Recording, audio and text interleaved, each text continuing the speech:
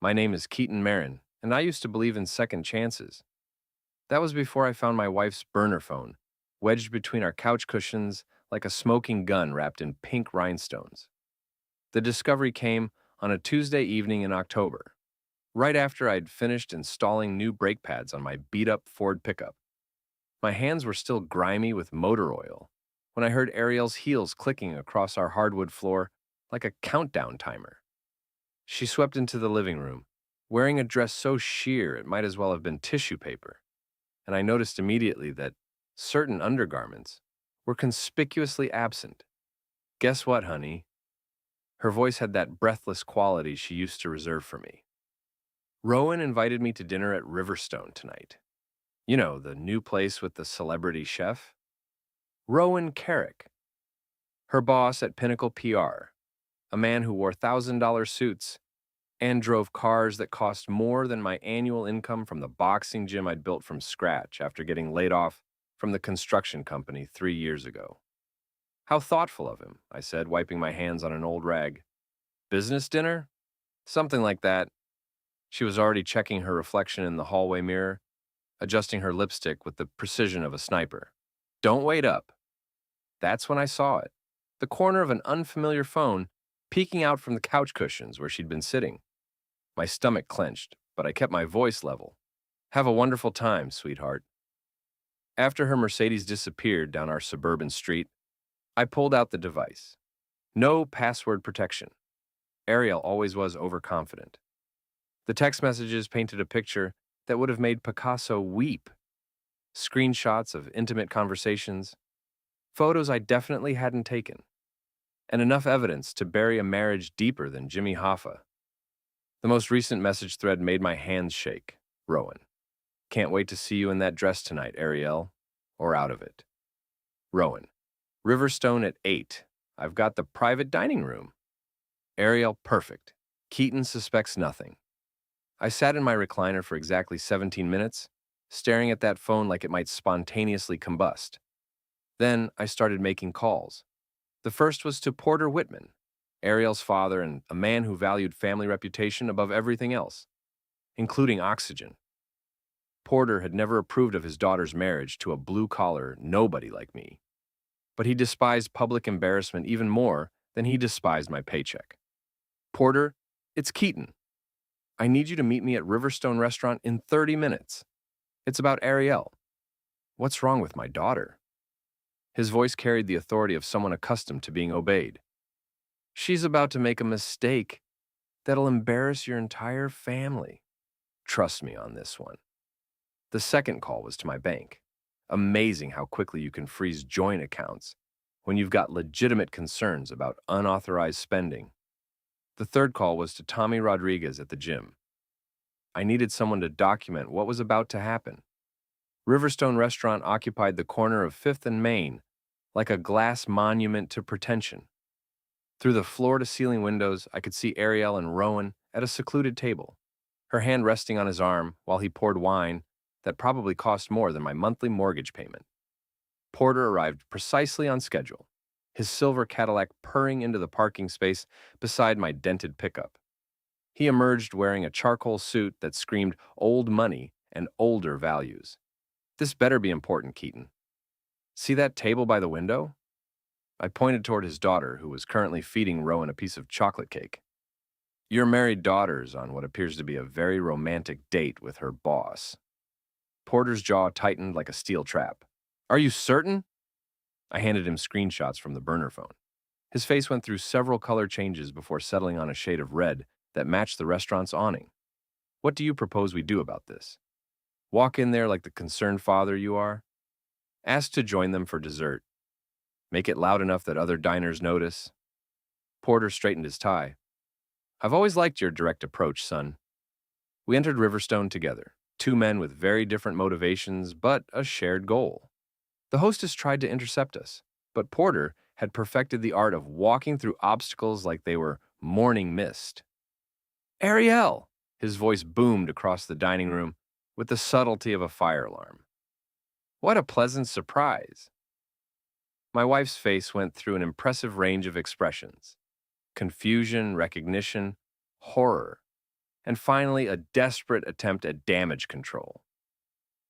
Rowan looked like someone had just informed him that his trust fund had evaporated. "Daddy, what are you doing here?" "Having dinner with my son-in-law." Porter gestured toward me as I approached their table. Imagine my surprise when he mentioned you were working late tonight.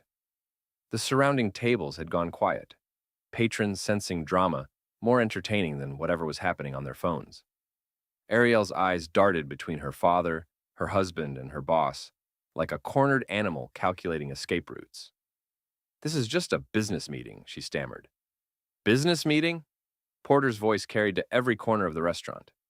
"Is that what we're calling it when married women have intimate dinners with their employers?" Rowan finally found his voice. "Mr. Whitman, I think there's been a misunderstanding." "The only misunderstanding," I interrupted, pulling out my own phone, "is thinking that burner phones stay hidden forever." I'd already queued up the message thread. With theatrical timing that would have made Shakespeare proud, I read aloud, "Can't wait to see you in that dress tonight, or out of it." The restaurant had gone completely silent except for the soft jazz playing over the sound system. Even the waitstaff had stopped moving. Ariel's face had drained of all color. "Keaton, we can discuss this at home." "Actually, we can't." I smiled with all the warmth of a January morning. "Because your credit cards were just declined." Funny thing about joint accounts, they require joint authorization for major purchases. As if summoned by cosmic timing, their waiter appeared with the check and Ariel's rejected credit card. The man looked like he'd rather be anywhere else, possibly including a root canal appointment. "There seems to be an issue with your payment method, ma'am." Porter stood up slowly, his chair scraping against the floor with the finality of a coffin closing. "Ariel, you will come home with me tonight.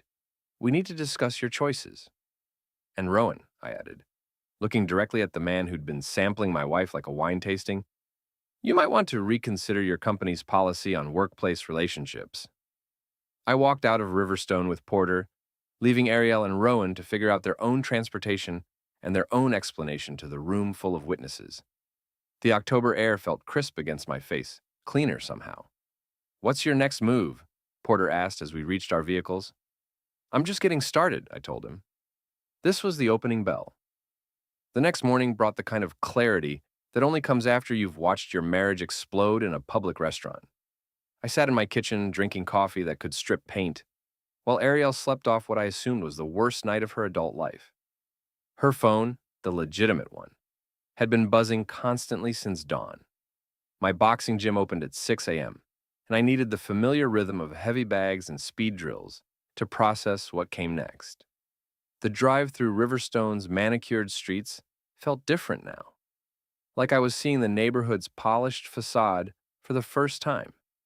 Every perfect lawn and spotless driveway represented the kind of life Ariel thought she deserved, the kind that apparently required trading up from a husband who smelled like leather and sweat. The gym occupied a converted warehouse on the wrong side of town, all exposed brick and industrial lighting. It wasn't pretty, but it was mine. I'd built it with my own hands after the construction company folded, transforming an empty shell into something that mattered. The morning regulars were already there when I arrived. Tony working the heavy bag, Maria running through shadowboxing combinations, old Pete stretching his 70-year-old joints like he was preparing for war. "You look like hell, boss," Tony called out between punches. "Feel worse than I look." I started wrapping my hands, muscle memory taking over. "Anyone here good with social media?" Maria paused her routine. "My daughter handles that stuff for local businesses." "Why?" "Might need some digital detective work done. Nothing illegal, just thorough." The morning passed in a blur of training sessions and equipment maintenance. Around noon, Felix Morrison showed up. Felix and I had been friends since high school, back when we both thought the future would be simpler than it turned out. He worked in insurance now, wore suits that almost fit, and had the kind of soft handshake that came from years behind a desk. "Heard about last night," he said, settling onto a bench near the ring. "Whole town's talking about it." News travels fast in Riverstone. "Ariel called me this morning. She's pretty upset." I stopped adjusting the speed bag and looked at him directly. "Upset about getting caught or upset about doing it?" "Come on, man. Maybe there's more to the story." "There always is." I resumed my work, but something in Felix's tone bothered me. Too careful, too prepared. What did she tell you exactly? That you've been controlling lately? Checking her phone, questioning her work schedule? She thinks you might be having some kind of breakdown. The speed bag rattled under my fists a little harder than necessary. Controlling. That's interesting. Look, I'm not taking sides here, but maybe you should consider counseling before this gets worse. I turned around slowly, studying my old friend's face. Felix had never been good at lying. His left eye twitched when he was nervous, and it was twitching now like a strobe light. Felix, how long has Ariel been calling you? What do you mean? Simple question. When did my wife start reaching out to my friends behind my back? The eye twitch intensified. She's just concerned about you, Keaton. We all are. That evening, I drove to Murphy's Tavern, the kind of place where Riverstone's working class went to forget about mortgage payments and broken dreams. The bar occupied a narrow building wedged between a laundromat and a check-cashing place, its neon sign flickering like a dying heartbeat.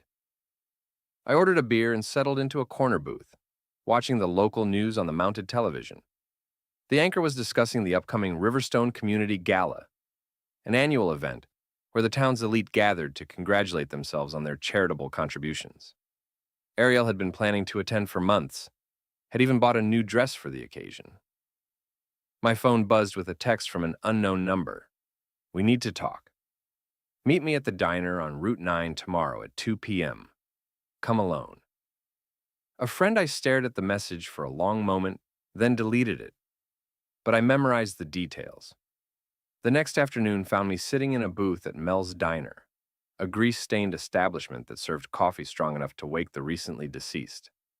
At exactly 2 o'clock, a woman slid into the seat across from me. She was maybe 35, with auburn hair and the kind of sharp features that suggested intelligence and ambition in equal measure.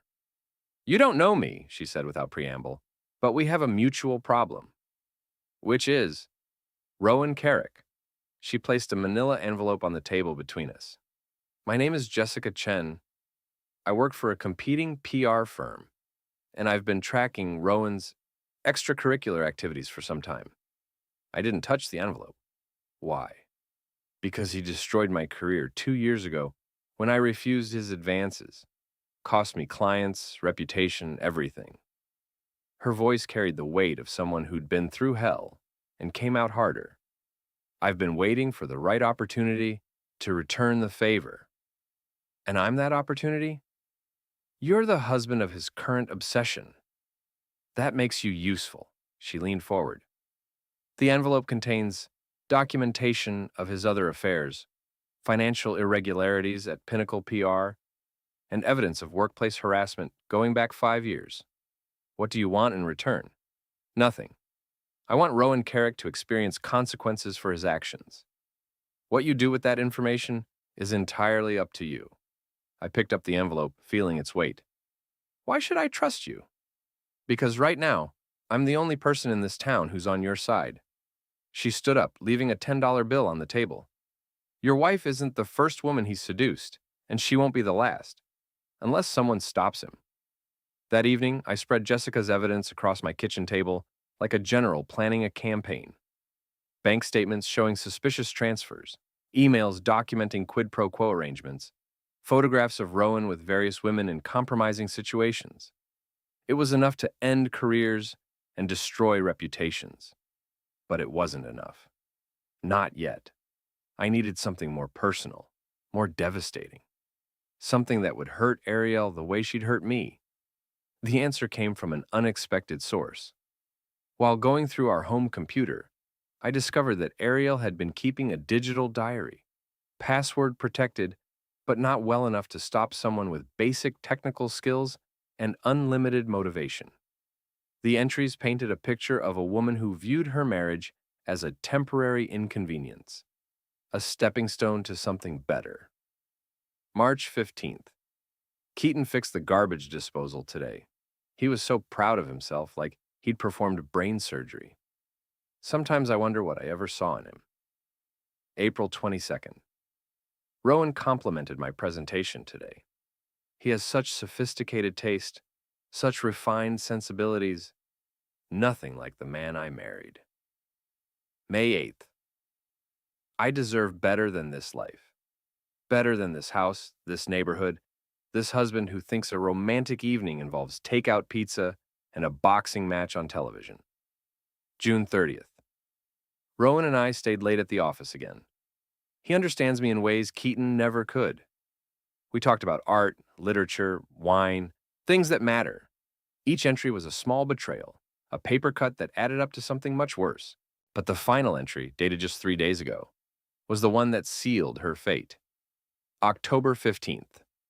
I've decided to leave Keaton after the community gala. Rowan has promised to help me start over, maybe even find a position at his firm. I'll take half of everything, of course. It's only fair compensation for the years I've wasted. I printed every entry, organized them chronologically, and prepared copies for strategic distribution. If Ariel wanted to play games with my reputation, I was happy to return the favor. The next morning, I made 3 phone calls. The first was to the Riverstone Community Center, volunteering to help with setup for the upcoming gala. They were delighted to accept. Free labor was always welcome. The second was to a local printing shop, ordering 500 copies of a particular document to be ready by Friday. The third was to Porter Whitman. I need one more favor, I told him. What kind of favor? The kind that ensures your daughter learns about consequences. Friday morning arrived with the crisp promise of autumn and the sweet anticipation of revenge. I'd spent the previous evening preparing for what I privately called Operation Public Education, a comprehensive lesson in cause and effect that would serve as Ariel's graduate course in humiliation. The Riverstone Community Gala was scheduled for Saturday evening, which gave me exactly 24 hours to set the stage. I picked up the printed materials from the copy shop, 500 sets of carefully curated documents that would serve as party favors for the town's elite. Each packet contained selected excerpts from Ariel's digital diary, screenshots of her text conversations with Rowan, and a timeline of her deceptions that read like a case study in marital betrayal. My phone rang as I loaded the boxes into my pickup truck. Keaton? Ariel's voice sounded strained, desperate. We need to talk. Do we? I know you're angry, and you have every right to be. But what happened at the restaurant? That was a mistake. A moment of weakness. Which moment? The first time you slept with your boss, or just the first time you got caught? Silence stretched between us like a tightrope. Finally, she spoke again, her voice smaller now. How long have you known? Long enough to make informed decisions about our future. Please don't do anything you'll regret. We can work through this. Marriage counseling, couples therapy. Ariel, I want you to listen very carefully. Tomorrow night, you're going to attend the community gala just like you planned.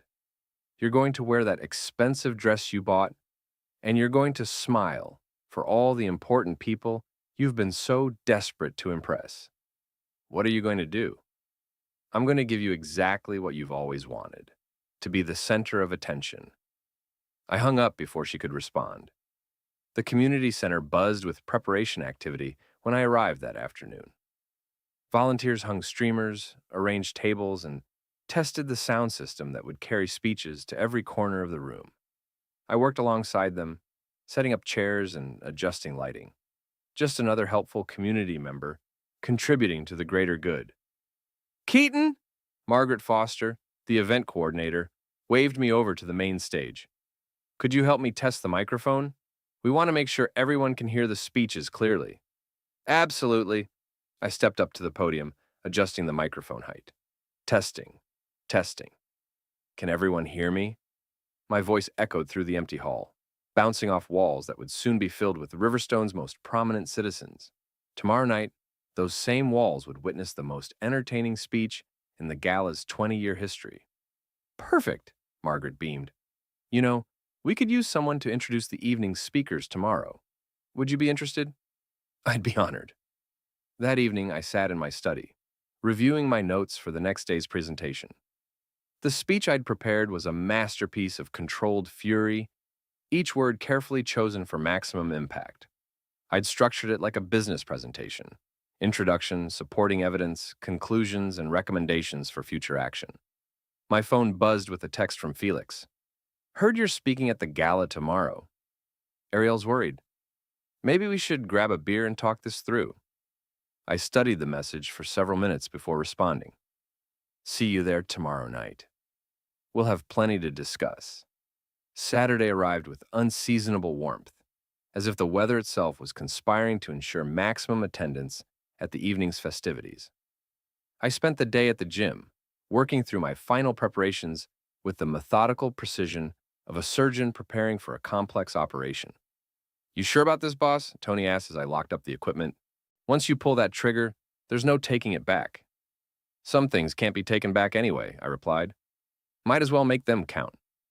At 6 o'clock, I put on my best suit, the charcoal gray one I'd worn to our wedding 5 years ago, and drove to the community center. The parking lot was already filling with luxury cars, their polished surfaces reflecting the setting sun like mirrors. I parked my pickup truck between a BMW and a Mercedes, a blue-collar sandwich in a white-collar world. Inside, the transformation was remarkable. The utilitarian community center had been converted into an elegant ballroom, complete with white tablecloths, crystal centerpieces, and soft lighting that made everyone look 10 years younger and infinitely more sophisticated. Ariel stood near the entrance, greeting arrivals with the practiced smile of someone who'd mastered the art of social performance. She wore a midnight blue dress that probably cost more than most people's monthly salary, her hair styled in an elaborate updo that showcased diamond earrings I didn't remember buying. She saw me approaching and her smile faltered slightly. You look beautiful, I said, and meant it. Ariel had always been stunning. It was one of the first things that had attracted me to her, back when I thought beauty and character were somehow related. Thank you. She searched my face for clues about my intentions. Keaton, please. Relax. Tonight's your night to shine. Porter Whitman materialized beside us, resplendent in a tuxedo that probably cost more than my monthly mortgage payment. Keaton, Ariel. He nodded to each of us, with the formal courtesy of someone who'd mastered the art of public appearances. Looking forward to your speech tonight, son. It should be memorable. The evening proceeded with the predictable rhythm of such events. Cocktails, dinner, polite conversation about property values and school board elections. I moved through the crowd like a ghost at his own funeral, observing the social dynamics that had once seemed so important to my wife. Rowan Carrick held court at a corner table, surrounded by admirers who hung on his every word like he was dispensing wisdom instead of corporate buzzwords. He wore confidence like expensive cologne, overwhelming and slightly nauseating. When our eyes met across the room, he raised his wine glass in a mocking toast. I smiled and raised my water glass in response. Let him enjoy the moment. At 9 o'clock, Margaret Foster approached the podium to begin the evening's formal presentations. Ladies and gentlemen, if I could have your attention, please. We have several speakers tonight, beginning with someone who's been instrumental in making this event possible. Please welcome Keaton Marin. Applause rippled through the room as I walked to the stage, each step measured and deliberate. Behind the podium, I could see every face in the audience. Ariel's growing anxiety, Rowan's smug anticipation, Porter's careful neutrality, Felix's obvious discomfort. I adjusted the microphone and smiled. Thank you all for coming tonight. It's wonderful to see so many familiar faces, so many pillars of our community gathered in one place. My voice carried clearly through the sound system, reaching every corner of the room. Tonight, I want to talk to you about truth, about the importance of honesty in our relationships, our businesses, and our community. The audience settled in for what they expected to be a standard motivational speech. They had no idea they were about to witness a public execution. You see, I've learned recently that truth has a way of surfacing, no matter how deeply we try to bury it. Take marriage, for example. I paused, letting my eyes find Ariel in the crowd. She'd gone very still, like a deer sensing a predator. We make vows to love, honor, and cherish each other. But what happens when those vows become inconvenient? A few people shifted uncomfortably in their seats. The room's energy was changing, becoming more focused, more attentive. I have here some documents that I think illustrate my point beautifully. I pulled out the first packet of papers, holding them up for everyone to see. These are excerpts from a diary, written by someone in this room, someone who made promises she had no intention of keeping. Now I had their complete attention. Conversations stopped mid-sentence. Wine glasses froze halfway to lips. Even the waitstaff paused their cleanup activities. March 15th, I read aloud, my voice carrying to every corner of the room. Keaton fixed the garbage disposal today. He was so proud of himself, like he'd performed brain surgery. Sometimes I wonder what I ever saw in him. A collective intake of breath swept through the audience. Ariel's face had gone completely white. April 22nd. Rowan complimented my presentation today. He has such sophisticated taste, such refined sensibilities. Nothing like the man I married. Rowan's confident expression was rapidly dissolving into something approaching panic. He glanced toward the exits like he was calculating escape routes. But my personal favorite, I continued, is from October 15th, just 3 days ago. I've decided to leave Keaton after the community gala. Rowan has promised to help me start over, maybe even find a position at his firm. I'll take half of everything, of course. It's only fair compensation for the years I've wasted. The silence in the room was absolute. Even the air conditioning seemed to have stopped humming. Now, I know what you're thinking, I said, my voice taking on a conversational tone. This is a private matter between a husband and wife, and you're absolutely right, which is why I've prepared copies of all the supporting documentation for anyone who's interested in the full story. I gestured toward the back of the room, where volunteers were already distributing the packets I'd prepared. You'll find text messages, photographs, financial records, everything you need to understand the complete picture of modern marriage in Riverstone. Ariel stood up abruptly, her chair scraping against the floor. Stop this, please. Oh, I'm just getting started. I smiled at her with genuine warmth. Ladies and gentlemen, I'd like you to meet my wife, Ariel Marin. Some of you know her as Porter Whitman's daughter. Others might recognize her from Pinnacle PR, where she's been working very closely with her boss, Rowan Carrick. Every head in the room turned toward Ariel, then swiveled to find Rowan, who was attempting to become invisible behind a flower arrangement. Stand up, Rowan, I called out. Don't be shy. After all, you're the co-star of this story. Rowan remained seated, his face flushed with embarrassment and growing anger. No? Well, that's disappointing. I guess courage isn't one of your sophisticated qualities. I turned back to the audience. You see, this is really a story about choices and consequences, about what happens when we decide that our commitments are negotiable, our promises are suggestions, and other people's feelings are acceptable casualties in our pursuit of whatever we think we deserve. Porter Whitman stood up slowly, his face a mask of controlled fury. But his anger wasn't directed at me. Ariel, his voice cut through the silence like a blade. Sit down. You've embarrassed this family enough for one evening. She sank back into her chair, tears streaming down her face, her carefully applied makeup running in dark rivulets. Now, I want to be clear about something, I continued. I'm not the victim in this story. I'm just the husband who finally decided to stop pretending that loyalty is a one-way street. Ariel wanted a different life, and I'm here to help her get it. I reached into my jacket and pulled out a manila envelope, holding it up for everyone to see. These are divorce papers already filed with the county clerk, along with documentation of financial irregularities, breach of fiduciary duty, and enough evidence of adultery to ensure that my soon-to-be ex-wife's dreams of taking half of everything remain exactly that. Dreams. The room erupted in whispered conversations, the sound like wind through dry leaves. But that's not all, I said, raising my voice to regain their attention. Because this story has a second protagonist. Rowan Carrick, the sophisticated boss, with refined sensibilities and a pattern of seducing married employees. Now Rowan did stand up, his face red with rage. You can't prove... Actually, I can. I pulled out another set of documents. Bank records showing payments to former employees who filed harassment complaints. Email threads documenting quid pro quo arrangements.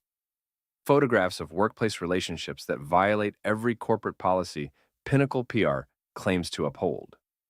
Rowan was moving toward the stage now, pushing through tables and chairs with the desperation of a cornered animal. You're going to regret this, he snarled as he approached the podium. I doubt that. I stepped back from the microphone, giving him room to make his move. He lunged forward, reaching for the documents in my hands. I sidestepped easily. 5 years of boxing training had given me reflexes that corporate executives rarely possessed, and his momentum carried him into the podium. The microphone squealed with feedback as he crashed to the floor. The audience gasped collectively, some standing to get a better view of the action. Rowan scrambled to his feet, his expensive suit torn and his dignity in tatters. "This is slander. I'll sue you for everything you have." "With what legal team?" I asked calmly. "Because I'm pretty sure Pinnacle PR's board of directors is going to be very interested in these documents, along with your wife, your investors, and the state licensing board." His face went through several color changes before settling on a sickly green. "Ladies and gentlemen," I said, returning to the microphone, "I want to thank you for your attention tonight. I hope you've learned something valuable about the importance of keeping your promises and treating people with respect." I gathered my papers and walked off the stage, leaving behind a room full of stunned faces and whispered conversations that would fuel Riverstone's gossip mill for months to come. As I reached the exit, Porter Whitman intercepted me. "That was brutal," he said quietly. "It was necessary." "What happens now?" "Now they both get to live with the consequences of their choices." I looked back toward the stage, where Ariel sat surrounded by empty chairs, her social circle having evaporated like morning mist, just like the rest of us. I walked out into the October night, breathing air that tasted like freedom and possibility. Behind me, the Riverstone Community Gala continued, but the evening's real entertainment was over. My truck started on the first try, a small miracle that felt like a good omen. As I drove through the quiet streets toward home, I thought about second chances and new beginnings, about the difference between justice and revenge, and about the sweet satisfaction of finally telling the truth. Tomorrow would bring lawyers and paperwork, property division and custody arrangements for the life we'd built together. But tonight, for the first time in months, I felt like myself again. The scoreboard was finally even.